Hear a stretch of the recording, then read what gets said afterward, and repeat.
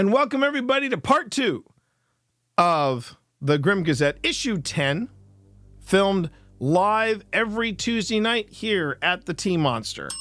And I am the T-Monster, but I'm also T. Morris, and I represent Old Spirits Investigations. You can find out more about us. Well, you can follow the links from Twitch, or if you're watching the edited version of this, which pops up at the earliest Friday, at the latest Monday, or in this case, Tuesday night, you know that we are Old Spirits Investigations. We've been around for coming up on 3 years. Actually, yes, 3 years. 3 years. And we will be celebrating our 3rd anniversary, but we'll also be starting our 3rd season of Old Spirits in April. We celebrate our 3rd anniversary as a team in July of this year. But before that, in April, we got an OSI Weekend coming up. That first part of the weekend is going to be April 12th, where we premiere part 1 of the Charleston investigation as the launch for season 3. We got so much to show you all. We have so much to share with you all. Phil and I are very excited about this. So we look forward, and we hope that you will join us live on YouTube for that premiere. We will be in chat taking your questions. So that happens on April 12th. On April 13th, starting at 5 p.m., we will be doing an investigation live on Twitch and YouTube, and it's at a never-before investigated location. It is the Masonic Theater of Clifton Forge, Virginia. And then finally, Sunday, I come home, we settle in, I fire up the wave motion gun, sit down here on Twitch and on YouTube, and we do a breakdown, a post-mortem of the entire weekend. And you all get to talk to me and tell me what you liked, what you didn't like. I want to hear it so I can make the paranormal experience that you all have with us at Old Spirits better. What did you like? What did you not like? What can we do to make it better? Okay? And I sincerely hope you'll be joining us for the OSI Weekend. If not, you can join me here every Tuesday night, starting at 6. We fire up the Grim Gazette, and if you have a story, if you've got a piece of weird news, if you've got a paranormal clip from TikTok or from YouTube or from one of your favorite online platforms, and it's got to be a short clip, like 1 to 2 minutes, 5 minutes at the longest. If you want to have someone take an analytical look at it, try to be as analytical and as scientific and as critical as possible without being mean-spirited, you can do that. You can actually go to our Discord, and we have a room called Grim Gazette. You can drop in your suggestions there, or you can leave us a comment. If you leave us a comment, I can go on ahead and follow that link, provided it is not a link that's going to rickroll me. I will go on ahead and I will feature that link on the next Grim Gazette. Now, for those of you who are watching live, if you are in stream and you have... Can I post a really cute cat video here in chat? Man, if chat had that kind of power, Dak, if it had that kind of power, nothing would get done. Nothing would get done. But again, if you've got a question about what we do at OSI, if you've got a question about the paranormal, heck, if you got a question about For Dummies books, because I write those too, and it's one of the reasons why the Grim Gazette's been late. In this part 2, we go into a deep dive. We do some deep dive looks at stuff from paranormal TikTok, paranormal YouTube shorts, that kind of thing. But then we do a deep dive on one thing in particular, and this is actually the first time we will actually have a deep dive into something with true crime. And the line between true crime and paranormal, yeah, it's razor thin. It is razor thin. So we're going to cross that line tonight. Sorry, there are going to be some triggers in here. Just so you know, we're talking about serial killers. We're talking about extremely twisted individuals, and just want to make sure that you all are aware of that. just be up for that. This is going to be going into some probably dark corners. Okay, you got it, Cammie. Thank you. Killers on the loose, traveling from town to town, state to state, stalking their victims, kidnapping, raping, then murdering them. What would you do if you got out of here? I would probably do the same thing all over again. What would you do? try to murder everyone on the planet Earth. Joseph Kalinger, a brutal serial killer. We'll be seeing more of him tonight, too. On average, each day, 5 innocent people fall victim to homicidal monsters, like John Wayne Gacy, who was convicted of more murders than anyone else. Authorities have identified 120 serial sex killers. According to some estimates, 35 of them are still on the loose. They roam the highways and shopping centers of America, crazed with sadistic lust. Police insist that to avoid becoming one of their victims, the public must first understand the perverse kind of twisted minds that they are up against. So meet Joe Kalinger, currently serving a life sentence for sex-related murder here at the State Hospital for the Criminally Insane, just outside Scranton, Pennsylvania. I've stood at that spot. I know exactly where he is in Cresson. But that's where he is. He is in Cresson. Can I raise the volume on the clip? Yes, I can. But I do know exactly where he is. Now, do I have video of where he's at? No, but I remember standing in that spot. He is so the way the way Cresson SCI is organized, there is the admin building which you see through the bars, and then there is this newer like medical wing, and that's where he's at. That's where he's at. Okay, so I just boosted the volume on this. You should be able to hear it a bit better. Nope. All right. I'm a patient person, got a good listening ear, and try to help people. You're a patient with a good ear, and you try to help people. Yes. When you're not trying to murder them. Yes. When Kalinger's reign of terror ended, 3 were dead, including his 14-year-old son. You murdered your own son? Yes, I did. Why did you do that? He was a sacrifice. I was to murder 3 million people, the planet Earth. And he was a sacrifice to see if I could murder one of my own. At the end of murdering all the people on Earth, I was going to murder my own family and then take my own life and become God. What do you think of the death penalty? I'm opposed to it. The state has no right to take your life, but you can murder other people? I don't think anyone has the right to take a life. Except you? When I'm under hallucination, I do.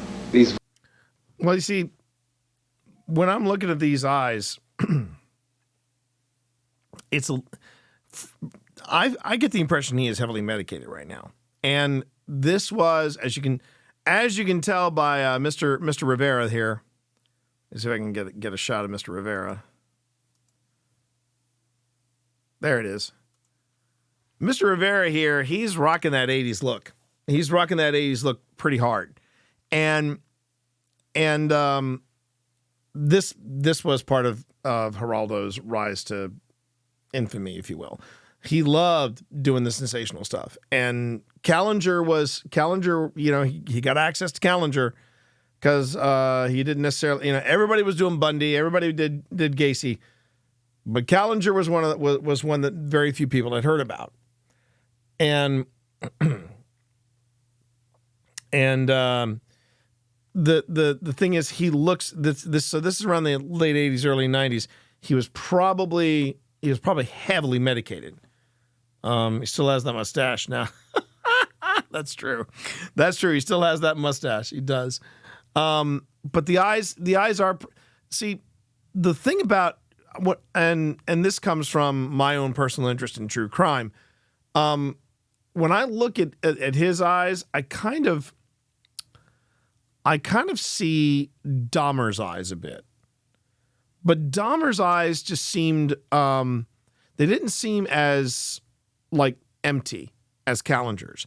And I really believe that maybe Dahmer was under some kind of medication, but not to this level. You can kind of hear it in his voice. It's just very monotone. But when you see some of the videos of other people like Gacy, Dahmer, and even Wuornos, they have a different kind of eyes. Their eyes are very predatory. I always felt like that whenever you watched the videos of those guys. And then there's Henry Lee Lucas. I've been tempted to talk about Henry Lee Lucas on here because he was a guy that, do I think he killed people? Yes. Do I think he killed as many people as he claimed? Hell no. Because he struck me, there were some moments where you would see it in his eyes. There was that predatory kind of look. But for the most part, a lot of it was more about him he was having a great time manipulating people. And I think that was, they do have excited eyes in some of their talks. They really do. Duran still your own hit. Okay, let's get back to Kalinger. There are other people? I don't think anyone has the right to take a life. Except you? When I'm under hallucination, I do. These voices from God, these hallucinations, do you still experience them? Yes, I do. Often? Often. Do you ever feel violent? Yes, I do. What do you feel like doing? Killing people. You still feel like killing people? Yes. Describe the feeling that you get when you feel like killing people. Well, last March 11th, I was hallucinating, and I took a razor blade and I cut a man's throat. Here in the hospital? Here in the hospital. See, what's really interesting, too, is, again, they're referring to Cresson as a hospital. And here's the frightening part. It was decided in the 80s, sometime around the 80s, that they thought it'd be a great idea to save some money for the state of Pennsylvania and take this TB ward, which had been converted into a mental asylum, which happened a lot. And then they were going to build a medium security prison around it. And apparently Kalinger was one of those odd cases where they didn't necessarily need to put him in at that time the Supermax didn't exist, but they didn't need to put him in a maximum security prison. Why does that sound a little leading? Well, it's Geraldo Rivera secondhand, so there you go. You've worked with some? Okay. Yeah. And schizophrenia is not necessarily, I also know that schizophrenia is not necessarily how Hollywood portrays it, but it still can be very, very frightening. And one of the things about Kalinger is, it's that robotic voice that makes me tell me he is heavily medicated right now. But on top of that, what I was saying earlier was that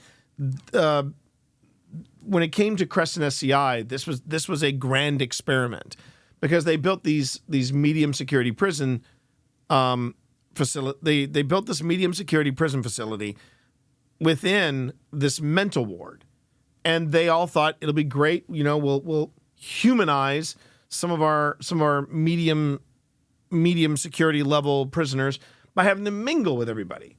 And people were mingling with this guy. And this guy was not in any way stable. But so it does not surprise me that he killed a man a few months ago. Doesn't surprise me at all. But, we'll continue on. Do you think you'd murder me, Joe? Yes. That's gruesome, Joe. That's horrible. It's also that dry mouth that medication tends to do that. And secondhand, feel free to chime me in if I'm wrong. Call me out if I'm wrong on any of this. But I know that cottonmouth is one of the it can be one of the side effects of heavy medication. Yes, it is. And you don't blame me if I say I hope you never get out of this place. I hope I never do either. So yeah, we are now dabbling in true crime tonight, everybody. I hope you don't mind. And don't worry, you'll see where we go with this in a bit. Now here's an 11. This is slightly longer, little more about the crime itself. This goes about 11 minutes. I have not seen this, so let's take a look at what they've got here. Parents, they're there to love us, nurture us, and guide us through life so we may lead a life of prosperity and happiness. Well, they're meant to, at least. Unfortunately for one man, what should have been a second chance led him down a dark path in life, one of madness and murder. Today we discuss Joseph Kalinger, the Shoemaker. Let's open the serial killer file.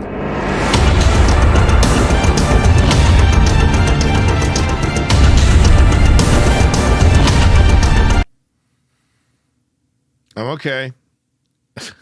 I mean, it's... See, when I see something like this, my brain automatically flashes to the early 90s style true crime series. Yeah, it does. But we're going to give this a shot. We're going to give this a shot. Let's go.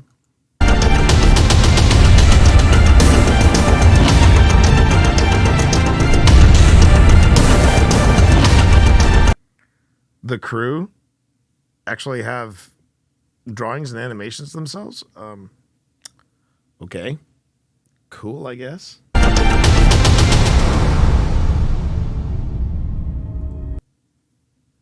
Yeah. All right. Joseph Kalinger was born Joseph Lee Brenner III on December 11th, 1935 in Philadelphia, Pennsylvania, to Judith and Joseph Brenner Jr. His early life was tumultuous, to say the least. At only a It's one thing to credit the little people, Richie. It's one thing to credit little people, Rich, but to actually have them show up in credits as, like, you know, as still shots with the host. I mean, yeah, all right. I guess that's the thing. A year old, he was placed up for adoption after his father abandoned the family and his mother could no longer care for him. He was adopted by Austrian immigrants Stephen and Anna Kalinger on October 15, 1939. However, his new family would not bring him the stability and comfort he required. His adoptive parents were extremely abusive, both physically and verbally, beating him for even minor indiscretions. He would be locked in closets, forced to kneel on rocks, starved, and even whipped. At the age of 6, he developed a hernia which required surgery. After returning home, his parents taunted him, telling him the doctor had fixed his little bird while he was in the hospital, implying... Wow. This is all new to me. This is all new to me, so I'm just riding the wave right now. He would be rendered impotent. Joseph's parents refused to let him enjoy normal childhood activities like riding a bike, having birthday parties, or playing with neighborhood children, instead forcing him to work after school and on weekends in his father's shoe shop in order to train to take over the family business. In 1947, when he was 8 years old, his mother bashed him over the head with a hammer for defiantly stating he wanted to go to the zoo on a class trip.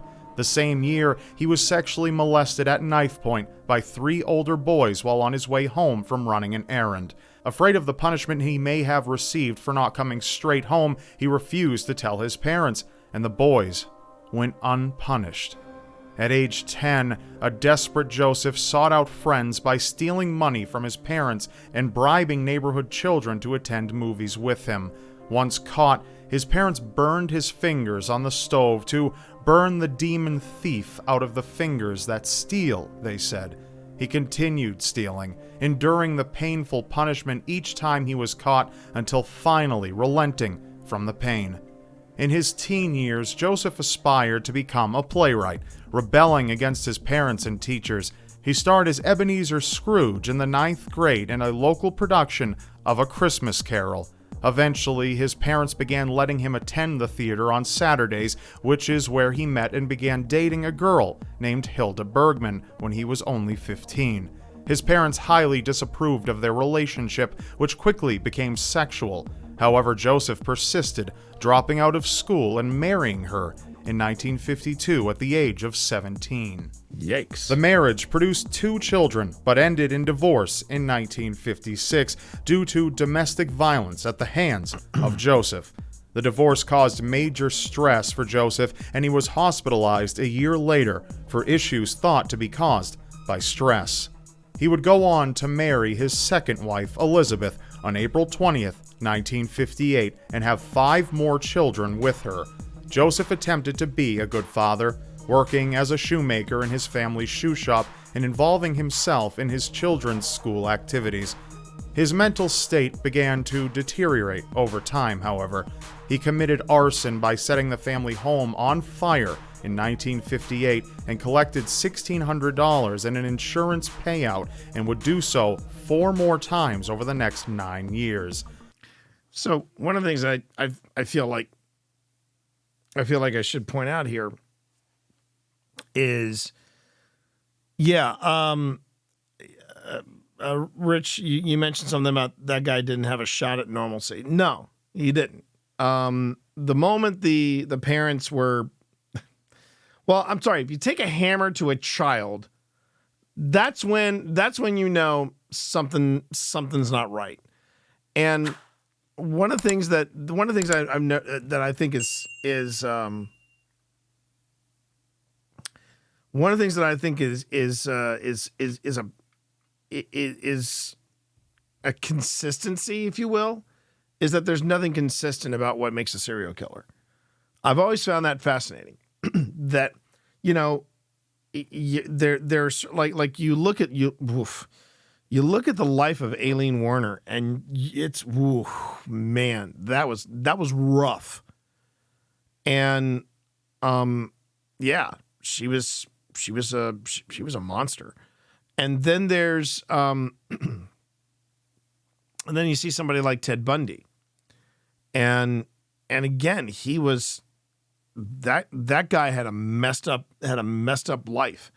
But at one point it looked like he was actually trying to turn it around, but it was just like, nah, the thrill. It was almost like a gambling addiction. And there are ways you can break the cycle. I do think there are ways you can break the cycle. I mean, I found out some stuff about my dad and my dad's upbringing. And I'm going to keep it brief. But I found some stuff about my dad's upbringing that made me go, especially with my knowledge of true crime, made me go, wow, he did everything he could to break the cycle. He went out of his way to do it. And it's not easy. It's possible, but it's not easy. But I don't think there's any like set pattern. And there are all different types of monsters. There are all different types of monsters out there. And you know, being a sociopath does not necessarily mean you become a serial killer. You can still be a sociopath and still have a normal life, but you're going to have some issues in certain points. Just, you know, remind me to find the one test that a horror movie director took that showed they could have been a killer. Ooh. Oh, I would love to know that, more about that. There are a lot of people born with evil in them, but learn the right way to go. I agree. I agree on that, Richie. Absolutely. I agree on that, Rich. Okay, back to it. In 1959, he was committed to a mental hospital for attempting suicide. In 1972, he was arrested on child abuse charges after branding his oldest daughter with a hot utensil as punishment for running away, in addition to 2 of his older children also claiming abuse. He was found incompetent to stand trial after testing found him to have an IQ of 82, as well as being a paranoid schizophrenic. His children later recanted their initial allegations, and Joseph was released. By 1974, Joseph began hearing the voice of God emanating from the disembodied head he referred to as Charlie. The voice ordered Joseph to begin killing young boys and to sever their genitals. In early July of that year, he enlisted the help of his 13-year-old son, Michael, to help him carry out his horrific plans. His first victim was a 10-year-old Puerto Rican boy named Jose Colazo, whom he and his son lured to an abandoned factory before torturing and severing his genitals, then asphyxiating him to death. Now, you see, I think part of this too is you begin to realize when you get deep into some of these serial killers, you start to see how they are putting their anguish on other people, and it's the only way they can deal with it. And the fact that he got diagnosed with schizophrenia and extreme paranoia. And you know, mental health, everybody, I'm probably stating the obvious here, but we have so much further to go into understanding how it works. but we have come a long way in sorting it out. You know what I mean? And yeah, schizophrenia would, and this was also post Sybil. The book and the movie, and everybody thought schizophrenia was that. And it's like, well, no, it's not always that. It's not always that extreme. But yeah, it never ceases to amaze me how far we have come, but how far we have to go into trying to figure out mental health issues. It might be one of the reasons why so many people are attracted to true crime. I really think that's part of it. I mean, the series that sadly we never got the new season for because of COVID. Mindhunter is amazing. Mindhunter is an amazing series. I don't know if you've ever seen it, but it is absolutely amazing. And what I think is really neat about it is the two leads that are in it. Great actors, both of them. But of course, one of them is playing the seasoned FBI profiler that doesn't really care about what makes a serial killer tick. And then you've got the actor, I'm blanking on his name, but it's the guy who played the king. He played the king in the original cast of Hamilton. And he was also the Agent Smith reboot in Matrix Resurrection. But that guy, I love that guy. Can never remember his name, but I like that guy. Anyway, those two guys. His character was the character that really wanted to understand and really wanted to. Jonathan Groff. Thank you, Rich. Nailed it. But Jonathan Groff's character wanted to understand how that brain worked. How did they figure it out and literally treat whatever this mental issue was? And he was getting mocked by all these people. But then they realized, wait a minute, he's got something here. At least I feel like that's what his partner started to come around to thinking, because he was like, yeah, if we understood how they thought, we'd be able to prevent it from happening again. And I think that's one of the appeals that people have in taking some of these deeper dives into true crime and serial killing and all that. Joseph's next victim would end up being his own son, 14-year-old Joseph Jr. He made several attempts on his son's life before he and Michael drowned him and dumped his body at a demolition site in August of 1974. The police could not arrest him due to a lack of evidence. However, the insurance company that he had taken out a policy with on his son's life refused to pay out, suspecting foul play. The father-son duo eventually began extending their crime spree outwards to neighboring cities and states. On November 22nd, the two broke into a home in Lindenwold, New Jersey, but found no one to be home. The same day, the pair broke into the home of Joan Carty. Joseph sexually assaulted her after they tied her to the bed. Less than 2 weeks later, the two broke into a home in Susquehanna Township, Pennsylvania, where they took 5 women having a bridge game hostage. They robbed them at knife point of $20,000 worth of cash and jewelry, as well as cutting one of the women's breasts. They then traveled to Homeland, Maryland, and held Pamela Jaski at gunpoint, forcing her to perform oral sex on Joseph. Later, on January 6th, the pair committed the same acts on Mary Rudolph at her home in Dumont, New Jersey. So, secondhand, so where's the son? Great question. And got a good answer for you. Because he was a minor doing all this, right? Since he was a minor doing all of this, he was actually, obviously he was placed in the system.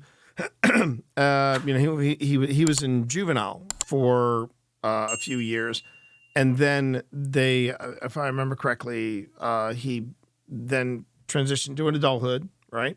Now, hang on. When he got out, either A, the therapy was working, or B, he really did grasp what was wrong with all this, because he pretty much disappeared under a new alias. And and no one. He's basically off the grid.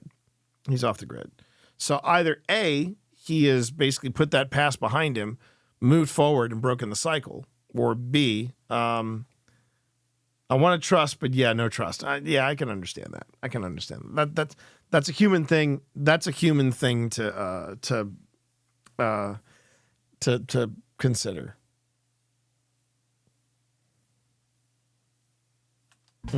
The final wave of crime for the father and son came to a conclusion on January 8, 1975, when Joseph and Michael entered the Leonia, New Jersey home of the... But if I remember, if I'm doing the math right, the son would have to be, if not my age, it would have to be in his 60s by now, I would assume. DeWitt Romaine family. Home at the time was 28-year-old Edwina Dee Dee Romaine Wiseman, her 3-year-old son Robert, and her 90-year-old grandmother whom she was caring for. Joseph and Michael forced their way in at knife and gunpoint, taking mother and son hostage.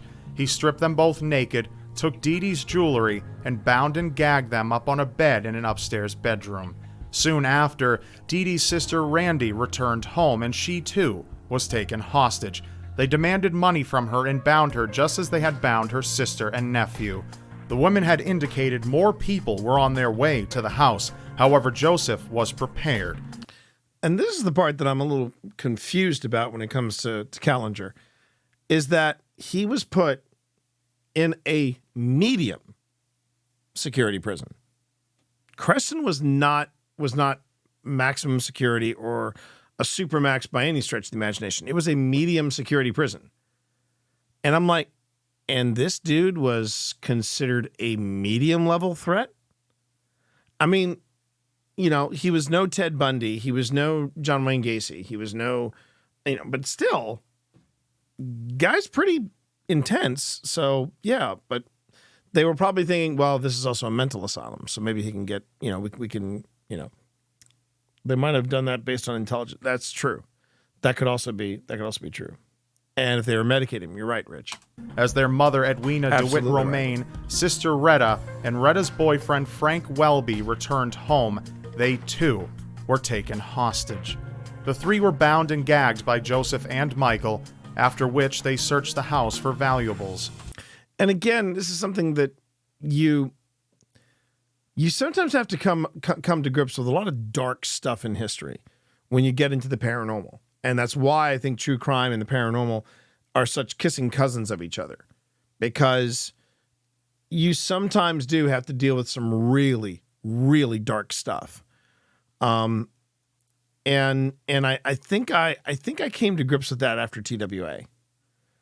Because when you start thinking about the fact that there were children on that flight, and there were people who had just, you know, who had just spent Thanksgiving with their families, and they were going home, and then you had like the first African American to be promoted to brigadier general. You know, there were nobody saw that coming. Nobody on that flight saw that coming, and that's when I was like, wow, there's some dark stuff. And then, but even before then, when we were at Blackburn, this is a place that I'd like to go back to. And if we were to go back there, it would be the one place that we visited it in our first year as investigators. And I'd like to go back there with the know-how and the equipment that we have now. Because I think we could be better investigators now, if that makes sense. Exactly, secondhand, exactly. But there are certain things and let me finish this, and then I'm gonna touch onto that. Not long after they had finished binding the last three hostages, a knock at the door. This is very uneasy, heard. by the way, for me to listen to. 21-year-old Maria Fashing, a neighbor and nurse who had come over to help care for their grandmother, was standing at their door. This is graphic. Maria was taken hostage by Joseph, forcing her and a bound and gagged Frank into the basement. After threatening Frank to keep him from trying to escape, he slit Maria's throat. Edwina DeWitt Romaine, having not had her hands bound earlier, managed to crawl her way through the front door and screamed for help. Michael signaled to his father that someone was coming. The two fled the scene and got on the city bus, dumping their weapons in a blood-stained t-shirt on their way home. The Kalingers fell under police suspicion after they had found the t-shirt. Aside from this, eyewitness descriptions and police sketches produced of the suspects matched their descriptions. Police also learned of the suspicious circumstances surrounding Joseph Jr.'s death and his prior child abuse charges. On January 17, 1975, police arrested Joseph, Michael, and his 11-year-old son James on the charges of kidnapping, rape, burglary, and Maria Fashing's murder. James was later released after concluding he was not the son involved in the crimes. Once in jail, Joseph began to behave erratically, claiming he had been alive for 1,000 years as a butterfly and was on a mission from God, as well as attempting suicide numerous times. As far as being on a mission from God, no, that was Jake and Elwood Blues. Just clarifying that. During his first trial, he was declared schizophrenic by psychologists but found fit to stand trial, but he could not convince the jury he was insane. The case against him was too strong, and he was found guilty on September 18, 1975 on the charges of burglary, robbery, and kidnapping, and sentenced to 30 to 80 years in prison. His second trial for the Leonia crimes and the murders of his son and Jose Collazo commenced on September 13, 1976. His erratic behavior had not ceased, but worsened. During the trial, he had to be removed due to his disruptive conduct. Despite pleading guilty, his behavior did little to sway the opinions of those in the court. Which again makes me go back to that, even though, yes, time had passed, he'd gotten older, I really think he must have been just on, he must have been flying high during that entire interview with Geraldo Rivera. Because it just seemed like he was, the way he was monotone, the way he was answering everything, it just felt very, it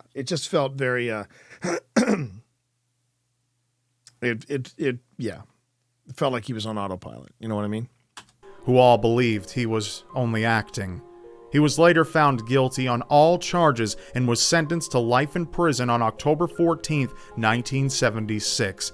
He was eventually committed to a mental hospital in 1979 after numerous violent incidents and suicide attempts, including attempting to set himself on fire.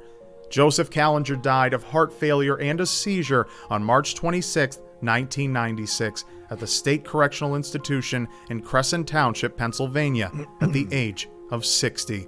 As for Michael Kalinger, he was found to have been under the control of his father and was given a very much reduced sentence.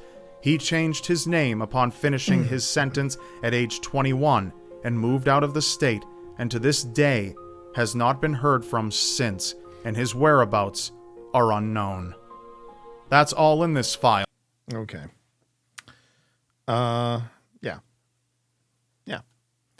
So that is, that's Joseph Kalinger.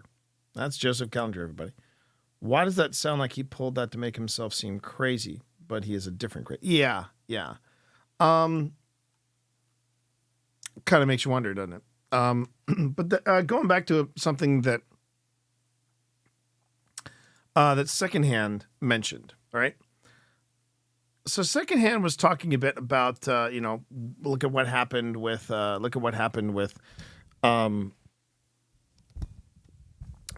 bombing in Oklahoma City, daycare and all that. It's one of the house rules, I guess you could have. Like if someone were to say to me, yeah,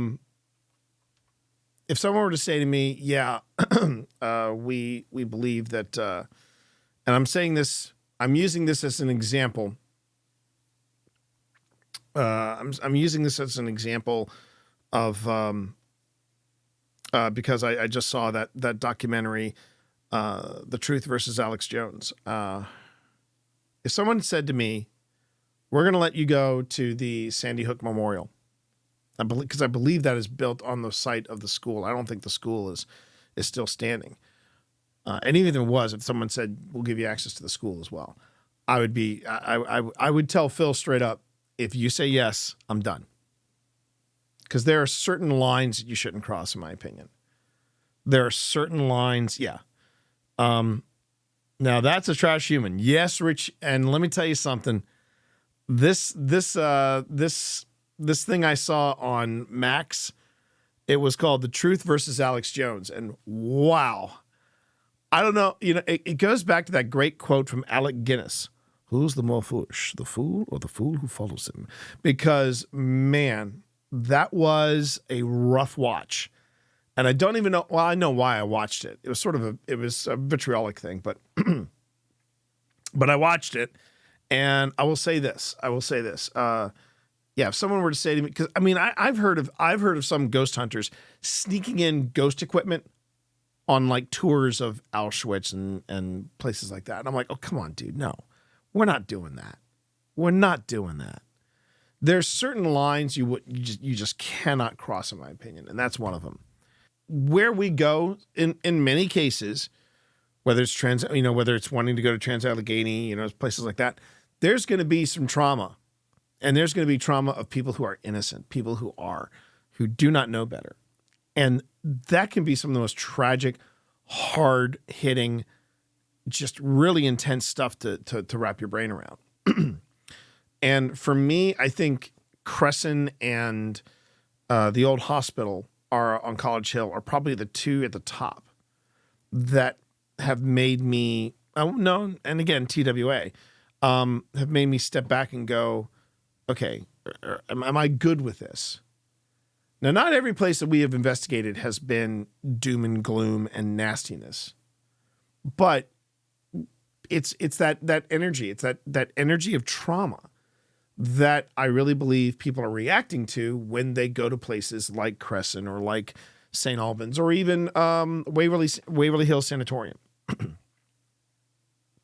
You as a paranormal investigator have to set a compass and decide, is this kosher or not? And yeah, that's just my 2 cents on that. It's just something that came to mind when Secondhand was talking about that. About the Tulsa, Oklahoma thing. Okay, so why I'm pulling this up. This is from season 1, so it's going to be in the old format of season 1. And this was the place that Kalinger,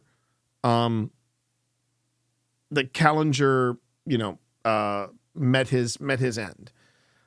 He had actually been transferred from this one place to from this one facility to Cresson SCI. This was where they kept him, and I'm just gonna let this play. So I originally found out about Cresson through Tina. Was looking for places fairly close by that we could go, and it looked like an incredible spot. And then West Virginia Paranormal posted something about a Cresson investigation. Now, you had them on Don't Turn Around, right? Yep, that's right. Yep. Okay. That's right. And you've heard me say that before. These guys are really nice guys. If you want to look them up on YouTube, it's WV Para. That's WVPARA. And they called their show Forgotten Relics. Now, their show has been spaced out a lot longer. Yeah, this was a different different look for Phil. And he pulls the beard off, expertly. Just expert level beard game. Mr. Johnson, who's lead investigators, he was on Don't Turn Around, and they had been out there a few times. And at this point, it had just been opened up to the public for investigations. This actually predated us coming in and trying out GhostTube. I can't even remember. I need to ask Pip that. I need to ask Pip where we found GhostTube or how we got into GhostTube. But this was pre-GhostTube. We weren't using it. In fact, you should get, apparently, if I remember correctly, this was one of the last shows where we actually did a rundown of what was the gear that we had going in. And you'll see just how little we had compared to what we have now. In fact, how we do our seasons of Old Spirits is you'll see us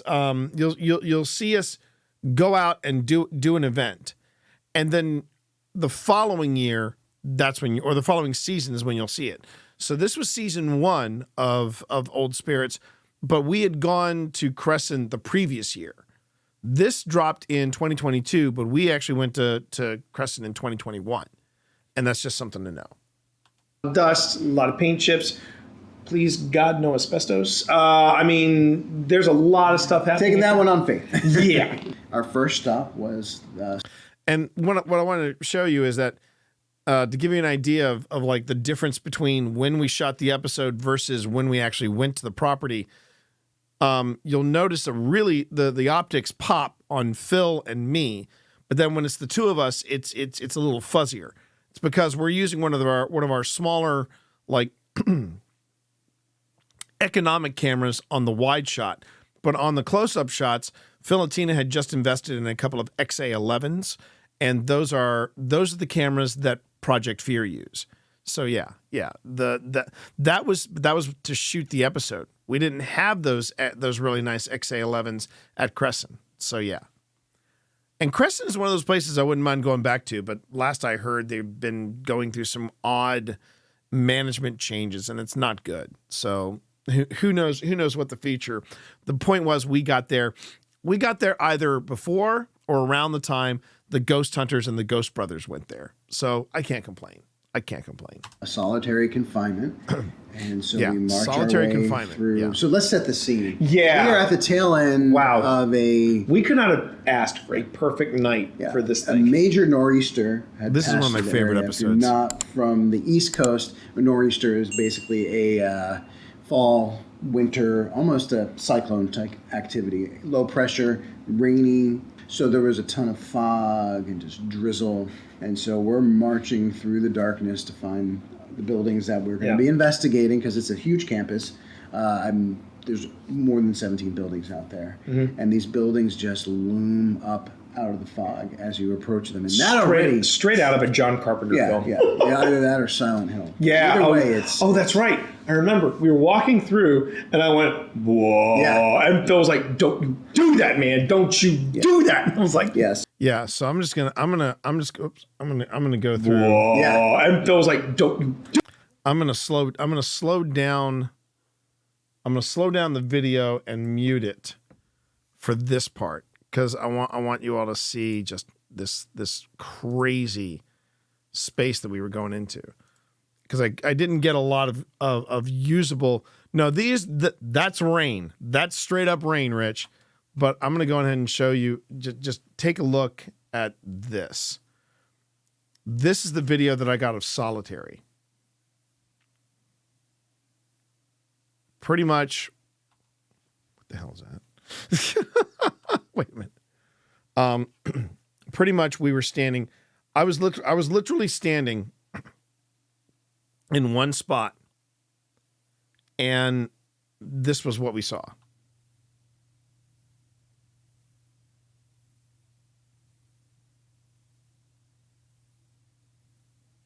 I mean, I am barely moving. I'm barely moving there.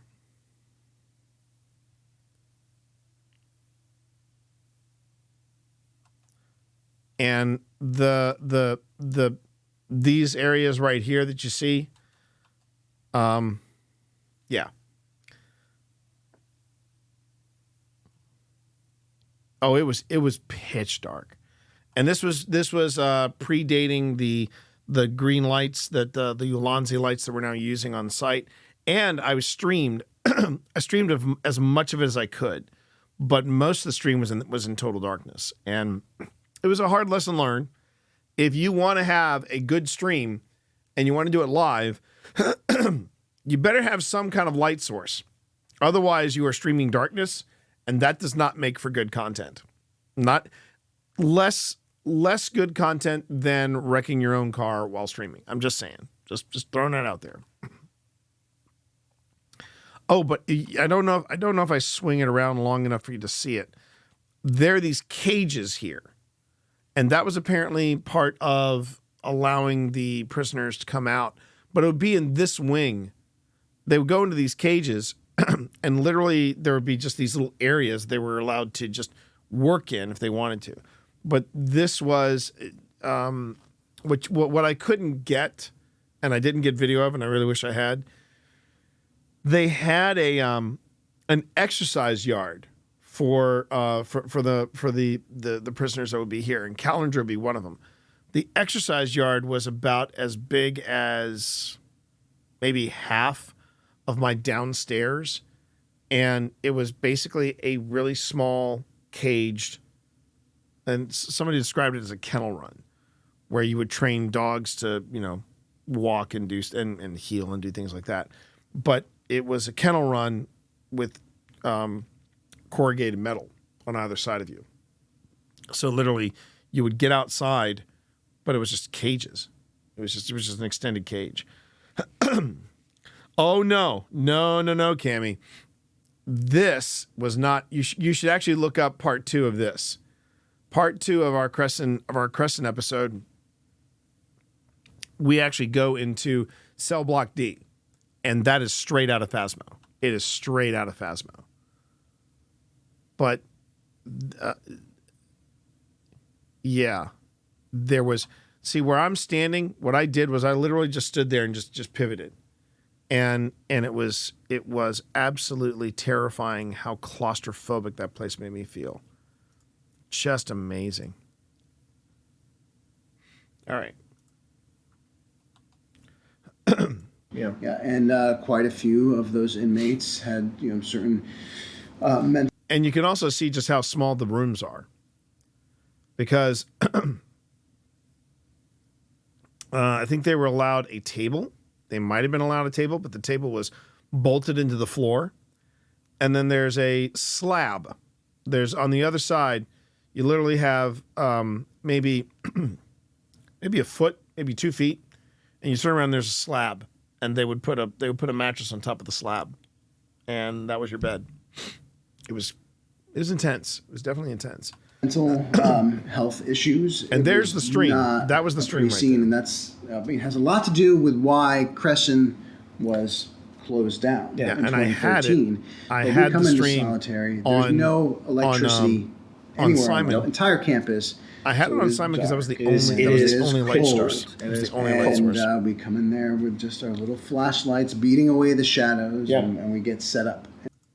The value, we're going to talk a little bit about the value of gear, because this is one of the only clips that I could provide for this particular investigation, because you'll hear in the original audio this, and I even have it captioned, there is a buzzing sound which is coming from my camera, because at this investigation site, in this 12-hour investigation, my camera conked out within the first 2. And that was a bit of a heartbreaker. Yeah. That was a bit of a heartbreaker. The thing. Before anybody asks, no, it was nothing paranormal. It was a cheap Chinese knockoff of a camera, and I got it like for $150 with all this crap that came with it, and it was. I just clicked on it. So sorry for the potential notification. It was the ghost orbs. That's fine. But you get what you pay for when it comes to cameras. And Rich has done Richie Munster in chat. He knows what I'm talking about because he's done a lot of camera work and things like that. And when you skimp on a camera, it catches up to you. It catches up to you. This is one of the few clips that I had. There's the buzzing in the camera, which was its death throes, if you will. Remember, that was the thing I thought was the alarm from the TWA.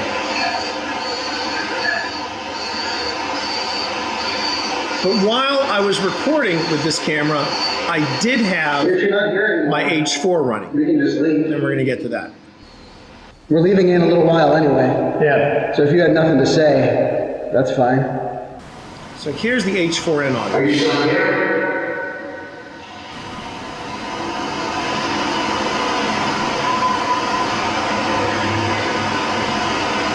And if you listen, you'll actually hear something in the distance. Again, this is part of the process. now that we have the original audio, I'm going to go back. I'm going to run this audio through Adobe Audition, and the next part of this clip is going to show you what I picked up. Are you still here?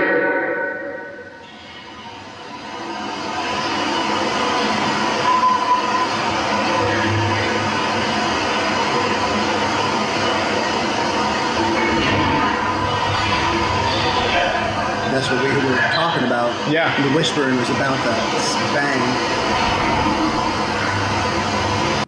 This was our first residual haunting because we didn't hear, it wasn't until I enhanced the audio that I heard the sound of the door slamming. I heard the alarm. And that's the importance right there of the of the redundancy of equipment. You've got to have, and just in case, like for example, with the audio on my camera, I had that odd intermittent buzzing sound. Yeah. While some of those bangs could have been residual, I mean, there were definitely a couple times where we did hear bangs. And again, it was unclear. I always take bangs with a grain of salt, but there were a few moments where we did hear what sounded like cell doors opening and closing, which maybe we didn't capture, but which still, was crazy. Such a wild place. It was just such a wild experience. It was everything. It was fantastic. For us, it was everything you would want an experience of a investigation at a former correctional institute to be. Now, being the resident skeptic between the two of us, That's him. that's me. That's not to say that I am skeptical. He's critical. That's what I like to think of us. We're not skeptical so much as we're critical. Right. But one of the things that I would say is that because of the weather, we had to be very careful because a lot of times so Cresson, from the geography point of view, Cresson is on top of a mountain. Right. And so we were getting gusts of wind, but the gusts of wind didn't sound like they had slamming doors behind them. No. So there was a real, and we're going to talk though about the environment a little later. We're still in solitary in this clip, and but I was really impressed with some of this. This is at Casa de Rossi, and again, this is also part of how you see how we've evolved as a show. This is how you see us involved. We started like this, and now we've been ramping it up, and looking at how far we've come from just this episode makes me smile. It does. It makes me smile. We were doing it this way. It was almost like a couch commentary for the entire episode. It was like I was trying to go for like a reacts video, if you will. But what I noticed when I was looking at other paranormal investigators and what was working for them, it was more about people wanted to have more of that immersive experience where they were at the space, where they saw all the nooks and crannies that we were talking about. But season 1, we were really focused on this style and this approach. And I know exactly. It's very meta, isn't it, Rich? It's very meta. And but yeah, it's interesting to see also how the thing was that I was captioning all the clips, and that really adds time to this. It really adds time to it. A lot of stimuli. There's a lot going on. And again, we've said it so many times on here, the ability to be present in the moment opens up more possibilities of what you're going to experience. And sometimes sometimes you're just not going to be able to be 100% there. So these next two clips, I'm just going to call this the REM Pod saga. The REM Pod Papapalooza. Yeah, because celebration. Man, you talk about Papalooza. This thing was popping and locking, and this is one of my these two clips are probably some of my favorites from Solitary, because watch this. I love watching your reaction to this. So again, this is Phil's camera. And as you can see, there's the REM pod. So I was convinced that you were setting it off, but then You were. Is there something right above you? No. Yeah. Okay. Well, whoever made that green plate light up there, if you're coming downstairs, can you go back up to that light just for a second and run your hand past it? And then I'm just going to go into this. And just to throw back to what we were talking about with Paranormal Quest last week, there's no thunder, there's no lightning, there's nothing. The storm is the nor'easter. The tail end of it is what we're dealing with. So this REM pod going off, nothing to do with the weather.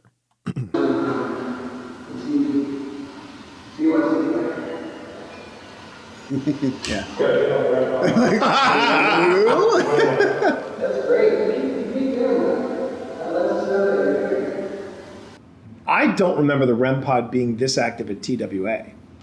I don't think it was. No, this actually was probably, until we went to Jenny Wade, Right. was the most action I had seen on the REM pod. Yeah. And this, for Cresson, was the most active it was on the entire. This was the only location where it went off. Yeah. Now, here's a question. You did I know we're doing a lot of references to 5 Minute Paranormals, but as you can attest, we ran a lot of them. We did a review, and what I was curious about with this, is it possible to set off a REM pod from underneath it, or is the field only around where the antenna is? I mean, I would imagine maybe the field extends Downward? a fraction beneath it, right? Well, you obviously weren't But- setting it off. But here's the thing: it only extends so far. Right. I mean, it's technology powered by a 9-volt battery, And you're a full, Wii and antenna. it's a full story above you. Yeah. It's a full story above Yeah. you. That's the other thing. And later, and I'm not sure if we have it in the clip. Oh, it's but I coming. walk multiple times. I walk back and forth past the REM pod, like literally stepping over it, and it doesn't go off because I had the range set as narrow as possible. And as well. in this case, the REM pod isn't even letting you go by it. Oh, this is a cool bit. This is a long clip, but it's so worth it. It's so worth it. So there's the motion sensor back there. Yep. Good range. You have to back that up. Okay, so I'm coming up. And you can see how But close. look at it how is. far you are from there. Yeah, and that's you got to be right up on it. Nice cut. Remember last time I walked right by that sucker? Yeah, you sent this to me today. Can you do that so again? I've got 2 angles from this. I love this. Don't be shy.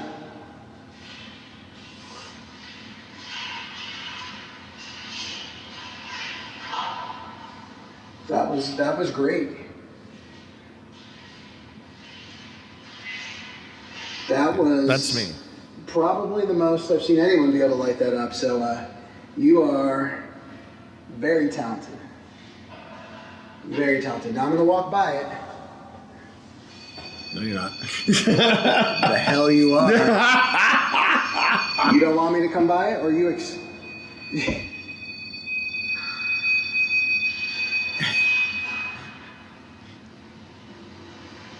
Oh, yeah. I just heard a Yeah, I heard a sound from one of the cells Yeah, up there. yeah. Cell 4 just lit up too.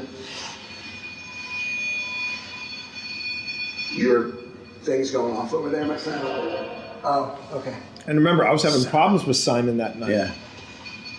But you weren't having any problems with your REM pod. See, now it gets stronger when I step away.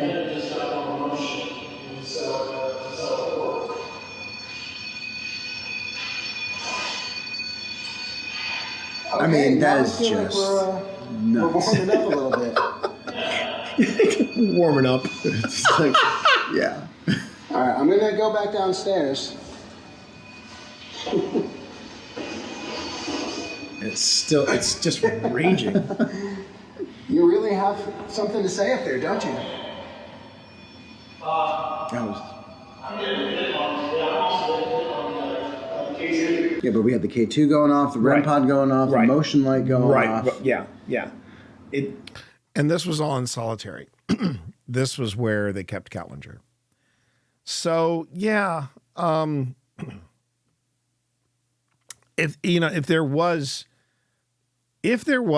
a place for our devices to go off, I would definitely say that the place I would expect it to have happen would be in solitary, because Kalinger was there, and he was sharing spaces with some of the worst people that you could think of. And yeah, Cresson's it's a location you got to be mentally ready for, because I remember being I don't know how Phil drove after that to drive from Cresson back to, he must have crashed hard after he got back, because I know I did. But that was a very intense 12 hours. It was a very intense time. And speaking of intense times, I think it's time that we wrapped up this issue of, hey buddy, this issue of the Grim Gazette. Thank you all so much for joining us. I really do appreciate it. Appreciate everybody's time. Appreciate everybody coming in, sharing their thoughts, and just getting weird on the channel. I appreciate it. I really do. And remember, you can always join every Tuesday night, starting at 6. We come in, we get warmed up, then we go on ahead and we launch an episode, and then we get weird. We get into weird news. We get into the paranormal. And if you have clips that you want to see featured on here, if you want me to give something a critical eye, you can always leave it in the comments as a link, or you can come to our Discord and you can drop it on in the Grim Gazette channel. So that's it. Thank you all again. Appreciate it. Hope you'll join us for the OSI Weekend coming up in a few weeks. Actually, not in a few weeks, in 10 days. In 10 days, a week and a half, we will be in one of the most haunted corners of the state. So, yeah, stay tuned. We might have some interesting things happening here on OSI Weekend. But until next week, again, thank you all for spending your time with me. As always, do me one favor. Stay weird.